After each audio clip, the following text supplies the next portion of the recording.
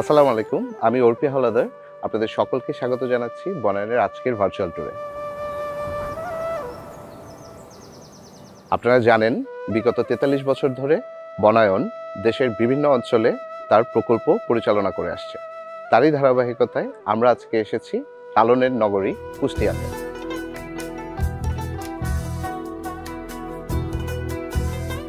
বনায়ন ২০১৬ সালে বিভিন্ন প্রজাতির বনজ, ফলজ, ঔষধি এবং শোভাবর্ধনকারী চারা রোপণের মাধ্যমে এই প্রকল্পটি শুরু করে।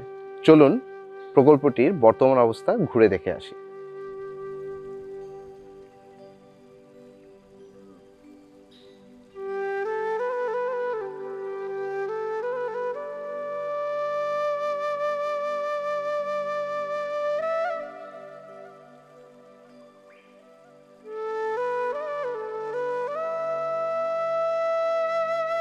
যাদের অক্লান্ত পরিশ্রমে এই প্রকল্পটি সফলভাবে সম্পন্ন হয়েছে, তাদের মধ্যে একজন বনায়ন প্রতিনিধির কাছ থেকে চলুন জেনে আসি এই প্রকল্প সম্পর্কে বিস্তারিত। আসসালামু আলাইকুম, আমি মাহবুবুল আলম। আমি ২০১১ সাল থেকে বনায়নের সাথে যুক্ত। আমি যদি এই প্রজেক্ট সম্পর্কে বলতে চাই, এর ব্যাকগ্রাউন্ডটা সবার আগে আমাদের জানতে হবে। এই রাস্তাটা তৈরি হয়েছিল ২০১৫ সালে এবং এই প্রকল্পে আমরা ২০১৬ সালে আমরা প্রকল্পটি গ্রহণ করি। এই জায়গাতে বৃক্ষরোপণের একটা সুযোগ থাকায় আমরা স্থানীয় সরকার বিভাগ, স্থানীয় প্রশাসন এবং বন বিভাগের সহযোগিতায় আমরা বনায়নের পক্ষ থেকে একটা প্রকল্প গ্রহণ করি এবং প্রকল্পে ৮ কিলোমিটার রাস্তা, ২৪,০০০-এরও অধিক বিভিন্ন প্রজাতির, প্রায় আমরা লক্ষ্য করি ৩৭ প্রজাতির গাছ এখানে রোপণ করি।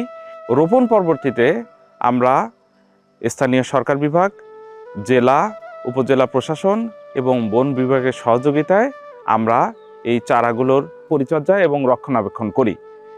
এর ফলশ্রুতিতে প্রায় ৯৪%-এরও অধিক আমরা গাছের চারা টিকিয়ে রাখতে সক্ষম হই।